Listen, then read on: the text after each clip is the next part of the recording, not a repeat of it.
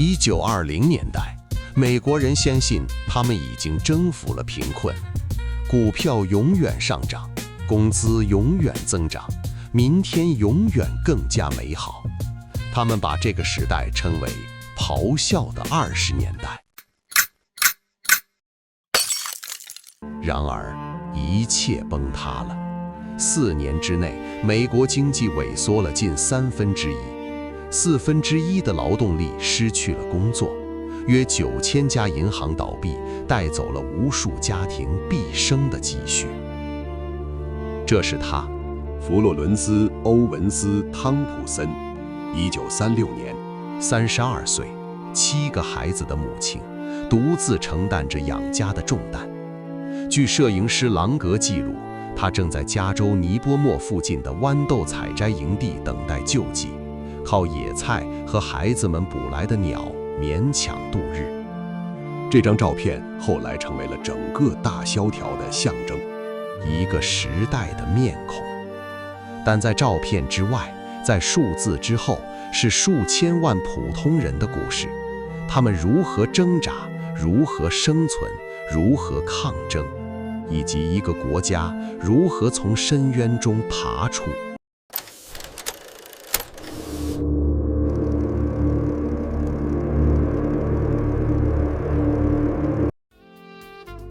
1920年代的美国是一个令人眩晕的存在。一战的硝烟刚刚散去，欧洲在废墟中挣扎，而美国这个隔着大西洋的年轻国家却迎来了前所未有的繁荣。从1921年到1929年，美国经济以每年超过4%的速度增长，工业产出几乎翻倍，而股票市场，道琼斯工业指数从1921年的63点攀升到1929年9月的381点，整整翻了6倍。这是消费主义的黎明，汽车不再是富人的专利。到1929年，美国每5个人就拥有一辆汽车。收音机、电冰箱、洗衣机，曾经的奢侈品，如今走进了千家万户。郊区住宅拔地而起，人们相信美国的中产阶级正在崛起。但在这耀眼的繁荣之下，裂缝正在蔓延。当城市沉浸在繁荣的幻觉中时，美国的乡村已经陷入了长达10年的萧条。第一次世界大战期间，欧洲的农田变成了战场，美国农民借贷购买土地和机械，拼命扩大生产，满足欧洲的粮食需求。然后战争结束了，欧洲的农业复苏了，美国农产品的价格一夜之间崩盘。玉米价格在2年内暴跌了64%，而农民们的债务却1分也没有减少。从1920年到1929年，超过5000家农村银行倒闭，每年都有成千上万的农民失去土地。这些人不会出现在华尔街的庆功派对上，他们是美国金融体系的毛细血管。而在1929年的大崩盘之前，这些毛细血管就已经开始坏死。1920年代的繁荣并非人人共享。1928年，美国收入不平等达到了历史高点，最富有的1%的家庭拿走了近1/4的国民收入，而底层90%的美国人，绝大多数工人、农民、小职员，他们只分到了1半。这意味着什么？经济是一个循环，工厂生产商品需要有人购买，如果大多数人没有足够的钱购买，工厂生产的东西卖给谁？1920年代的美国经济建立在一个危险的基础上，它依赖于富人的奢侈消费和投机性再投资，而不是广大民众的真实购买力。一旦富人的信心动摇，整个需求的底座就会瞬间坍塌。先生，您看，只需要支付20%的首付，剩下的每个月只要15美元，您现在就可以把它开回家。分期付款是1920年代最伟大的发明。买不起没关系，先用后付，到1929年前后，约60%至75%的汽车，约80%至90%的家具是通过分期付款购买的。美国人正在透支未来。而在华尔街，信贷的狂欢达到了顶峰，这叫做保证金交易。你只需要支付股票价值的10%作为保证金，剩下的由经纪人贷款给你。如果股票上涨10%，你的本金就翻倍；但如果股票下跌10%，你就一无所有。这是一场豪赌，而整个美国都在押注股票永远上涨。1929年的夏天，出租车司机在讨论股票，鞋匠在给客人推荐买什么股票。每个人都相信自己能从股市中发财。一位经济学家后来回忆说，当你的擦鞋匠开始给你股票建议的时候，就是卖出的时候了。在华盛顿，有一群人本应该阻止这场狂欢。联邦储备系统美联储成立于1913年，其使命是稳定金融体系，防止恐慌。但在1920年代末，美联储却做出了一系列灾难性的决定。1927年，为了帮助英国维持金本位，美联储降低了利率，廉价的资金涌入股市，火上浇油。然后到了1928年和1929年，美联储突然意识到投机已经失控，开始加息。1929年8月，贴现率被提高到6%，这本意是给过热的股市降温，但结果是利率上升打击了建筑业和汽车业的需求，实体经济开始放缓，投资者的信心开始动摇。而那些用保证金购买股票的人发现他们的债务成本越来越高，紧绷的琴弦只需要一根手指的轻拨。1929年9月3日，道琼斯工业指数达到了381.17点，历史最高。没有人知道，此后道指将用近25年时间才能重新回到并超越这个高点。接下来的几周，股市开始震荡，上涨、下跌，再上涨、再下跌。有人在卖出，但还有更多人在买入。他们相信这只是暂时的调整，直到那天。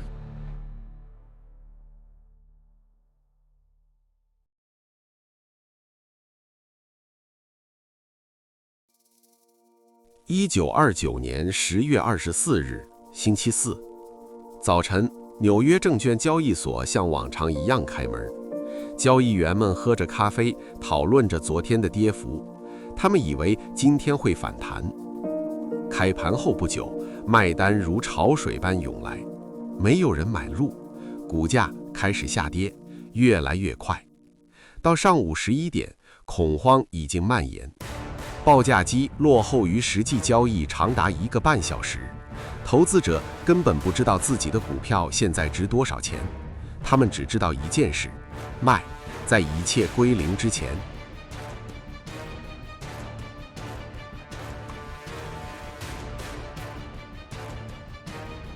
中午时分，几位华尔街最有权势的银行家召开紧急会议。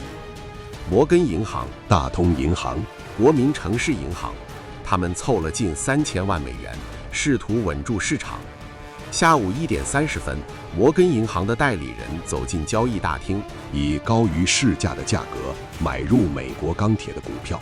这是一个信号，大银行不会让市场崩溃，恐慌暂时被遏制住了，但只是暂时。周末过去了，人们试图安慰自己，最坏的已经过去。但当周一市场再次下跌时，恐慌彻底失控。1929年10月29日，历史上称这一天为黑色星期二。开盘后30分钟，300万股被抛售，经纪人们根本来不及执行客户的卖单，报价机彻底瘫痪。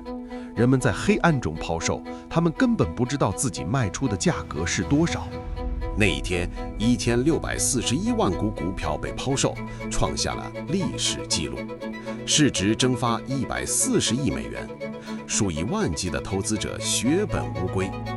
那些用保证金购买股票的人，不仅失去了所有本金，还欠下了他们可能永远无法偿还的债务。那一天，说是有人从华尔街的高楼上跳下，后来的研究证明，这些故事大多被夸大了。但恐惧是真实的，绝望是真实的。在很多人心中，美国梦在那一天破碎了。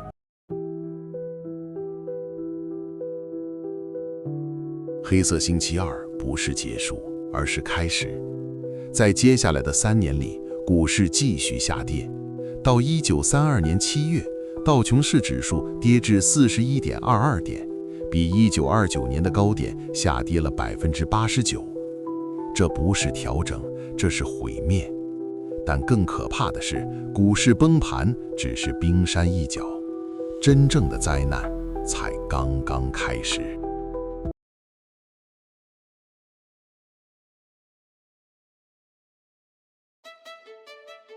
欧文·费雪，耶鲁大学最著名的经济学家之一。1929年10月，就在黑色星期四之前几天，他说了一句后来让他终生后悔的话。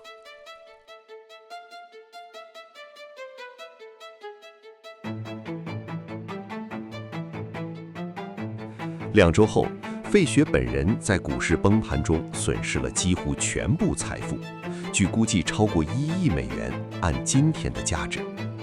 他的学术声誉也一落千丈。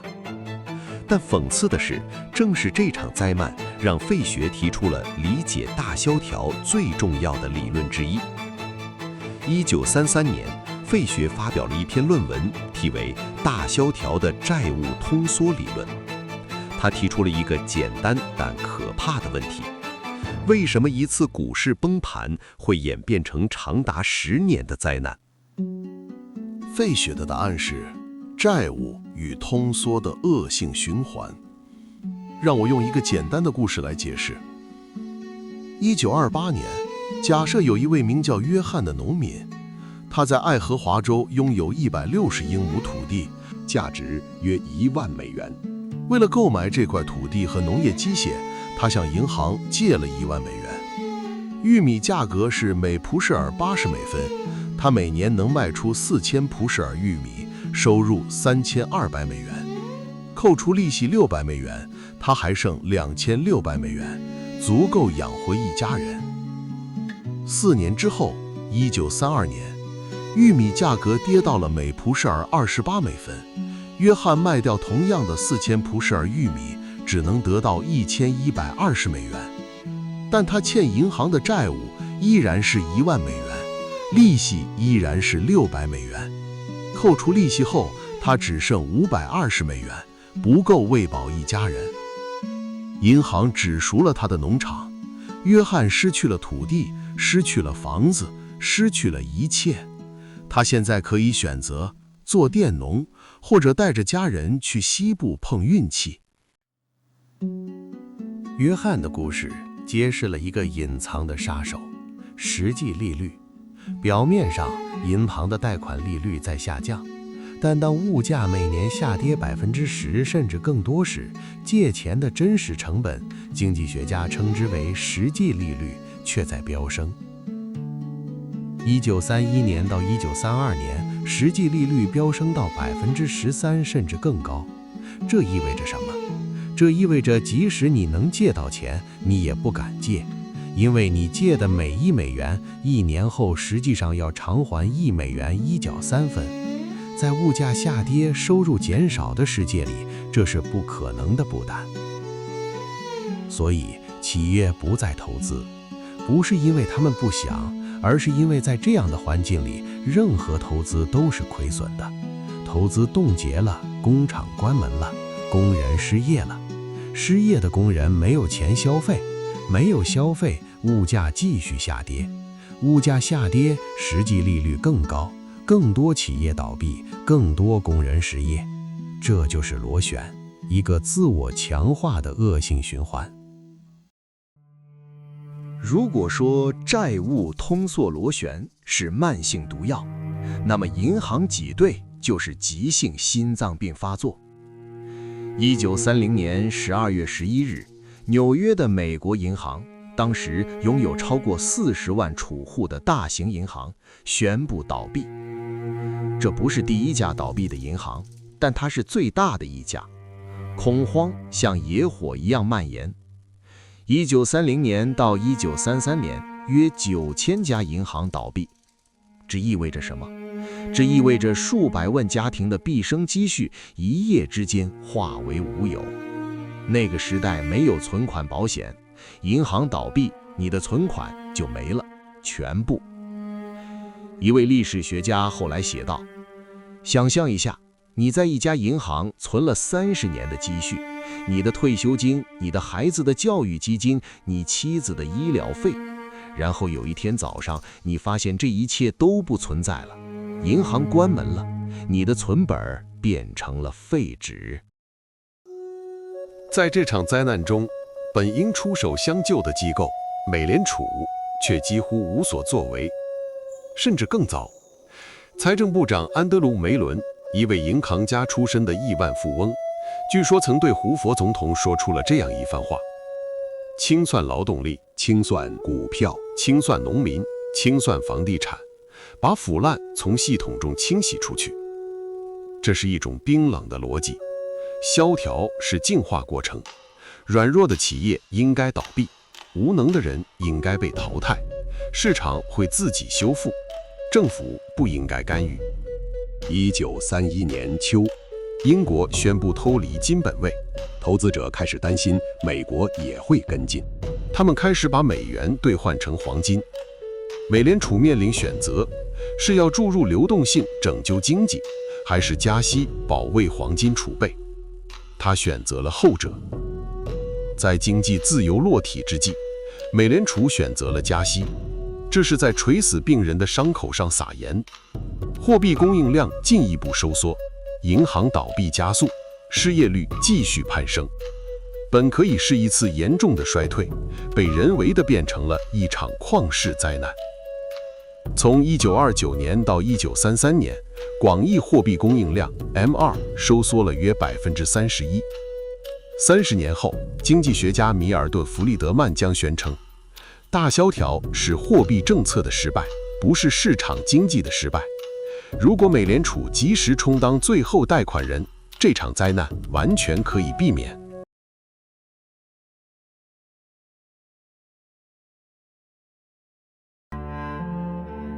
当我们谈论25%的失业率时，这只是一个数字，但对于每一个失业者来说，这意味着一种难以言说的屈辱。1930年冬天，国际苹果偷讯商向失业者赊销苹果，让他们在街角以每个5美分的价格出售。据当时报刊估计，高峰期纽约街头有超过6000人卖苹果。这不是创业，这是最后的体面，比直接乞讨多一层遮羞布。我曾经坐在办公桌后面处理别人的贷款申请，现在我站在街角卖苹果。每次有熟人经过，我都希望地上有一条缝能让我钻进去。他们把这些地方称为胡佛村，以总统的名字命名，是对他无能的讽刺。这些用废弃材料搭建的棚户区遍布全美，纽约、西雅图、圣路易斯、芝加哥。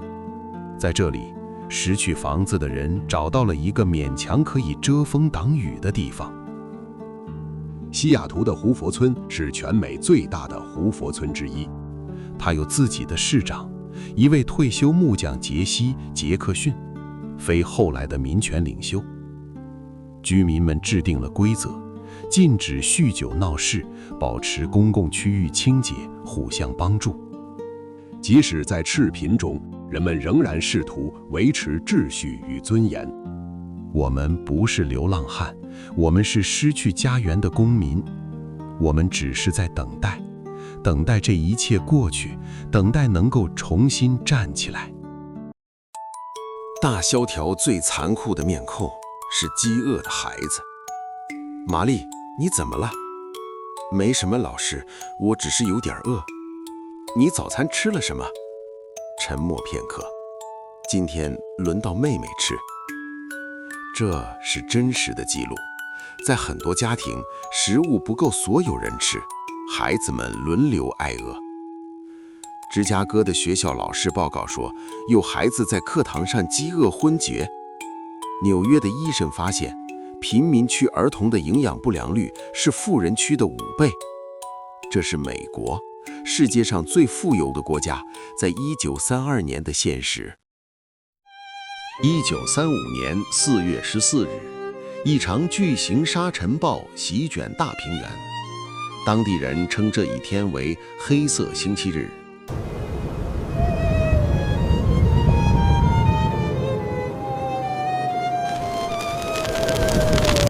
据当时气象记录与目击报道，沙尘云像一堵黑墙横扫大平原，随后尘埃飘散到美国中东部乃至更远地区。在风暴中心，人们无法呼吸，牲畜被活活呛死，孩子们患上了沙尘肺炎。这并不仅仅是一场自然灾害，这是人祸与天灾的叠加。1920年代，为了偿还战时贷款，农民们过度开垦了大平原的草地。当干旱来临时，失去植被保护的土壤被风卷起，变成了这场噩梦。经济萧条让他们欠债累累，自然灾害让他们连土地都失去了。数十万到数百万人在1930年代迁徙，他们被称为厄克劳，一个带有蔑视意味的称呼，无论他们是否真的来自厄克拉荷马。他们沿着66号公路向西，向着卡利佛尼亚，那个传说中的应许之地。那里有阳光，有果园，有工作，至少传单上是这么写的。但加州并非天堂，当地人害怕这些外来者抢走工作、拉低工资、消耗福利。洛杉矶警察局派出流氓大队到州界拦截这些移民。他们不是外国人，他们是美国人，却在自己的国家成为不受欢迎的人。我一生都在努力工作养家，但那张照片让全世界只记住了我的贫穷。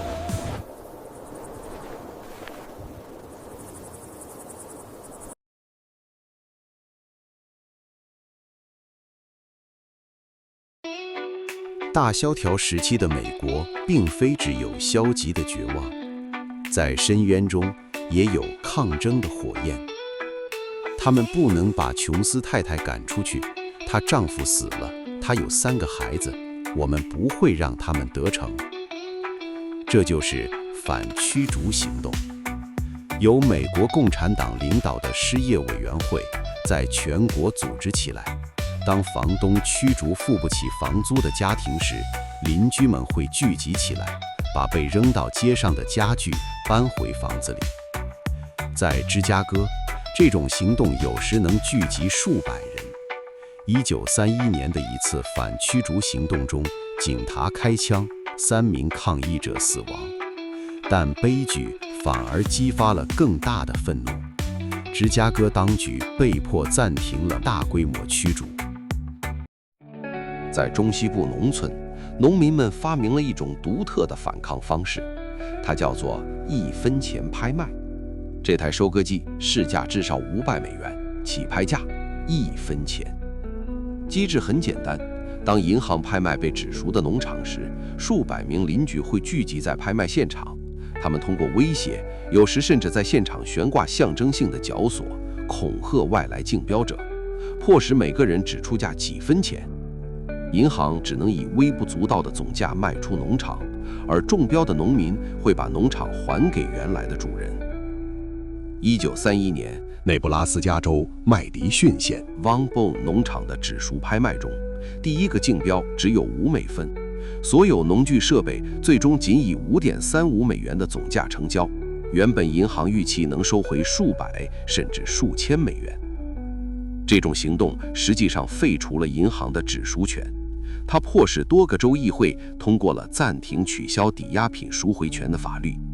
这是社区道德经济面对冷酷市场法则的直接胜利。1932年3月7日，约3000到5000名失业工人游行至底特律迪尔波恩的福特工厂，他们要求工作，要求救济，要求被当作人对待。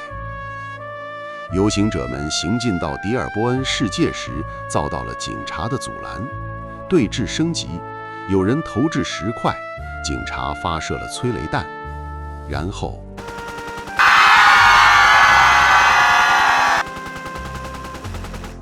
福特公司的私人保安由臭名昭著的哈里·奔内特领导，联合迪尔波恩警察向手无寸铁的示威者开枪。5名工人死亡，最年轻的只有17岁，数十人受伤。5天后，数万人，部分报道估计达6万至7万，参加了遇难者的葬礼游行。这是底特律历史上最大规模的游行之一。黑人与白人、共产党员与普通工人肩并肩唱着同一首歌。死亡没有压垮他们的精神，它点燃了愤怒的火焰。1932年夏天，约2万名一战退伍军人聚集在华盛顿，连同家属，总数更多。他们被称为补偿金大军。他们要求国会提前发放原定于1945年支付的服役奖金。在这个绝望的时刻，他们需要这笔钱来养活家人。这个营地秩序井然，退伍军人们建立了自己的医院、邮局，甚至理发店。他们每天升旗、唱歌。他们是军人，即使在绝望中也保持着纪律。但国会否决了他们的要求，政府要求他们离开。大多数人走了，但仍有数千人留下，他们无处可去。胡佛总统下令陆军清场，执行者是道格拉斯·麦克阿瑟将军，后来在太平洋战争中声名显赫的同一个人。他动用了坦克、骑兵和步兵，对付的是曾经为美国作战的士兵。营地被焚毁，超过100人受伤，1名年幼婴儿随后死亡。部分当时的报道将其联系在催泪瓦斯上，但死因说法不一。我们1918年被叫去打德国人，1932年我们成了德国人。1932年11月，美国人投票了，他们选择了改变。富兰克林·德拉诺罗斯福以压倒性优势击败胡佛，当选美国第32任总统。他承诺为被遗忘的人而战，他承诺大胆持久的实验。但在他宣誓就职之前，还有4个月的等待。而在这4个月里，美国经济跌入了最深的深渊。1933年3月，全国金融系统彻底瘫痪，银行倒闭浪潮席卷每一个州。美国经济已经触底，或者说他以为已经触底。1933年3月4日，富兰克林·罗斯福宣誓就职，他向全国发表了就职演说。他说出了一句将被永远铭记的话。So first of all, let me assert my firm belief that the only thing we have to fear is fear itself. 漫长的黑夜即将结束，但曙光还很遥远。新政、抗争、复苏，还有另一场更可怕的战争。这一切将在下一部分展开。Mister, he wouldn't need my eyes. I met a farmer watching his fields blow away. The fence line gone, the sky turned gray. The children's eyes were hollow as the wells run dry. The mothers held them close but couldn't tell them why. Their jalopies were packed with families heading west, down Route 66, chasing dreams of rest. From the dust we rose, through the heartache everybody knows. We stood in bread lines, we slept in rain. We buried our pride, but kept our name. And we kept on walking just the same.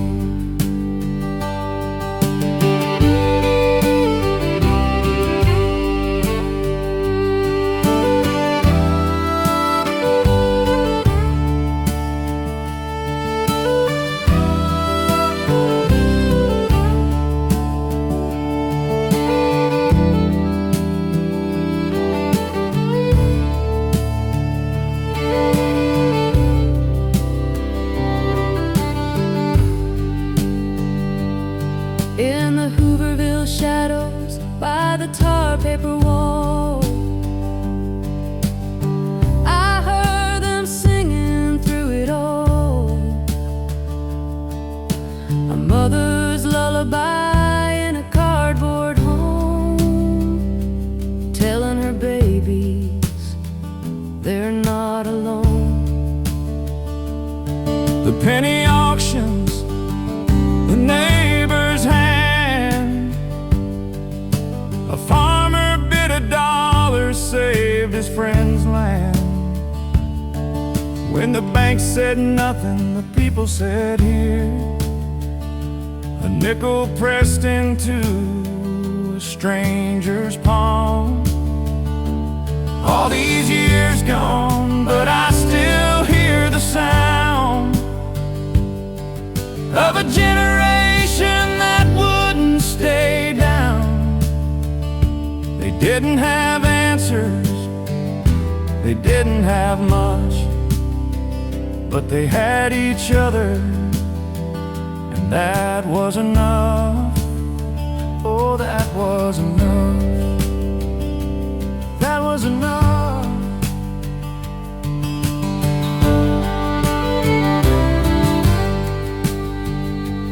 Now I'm standing here where my grandma stood, in California fields where the oranges were good.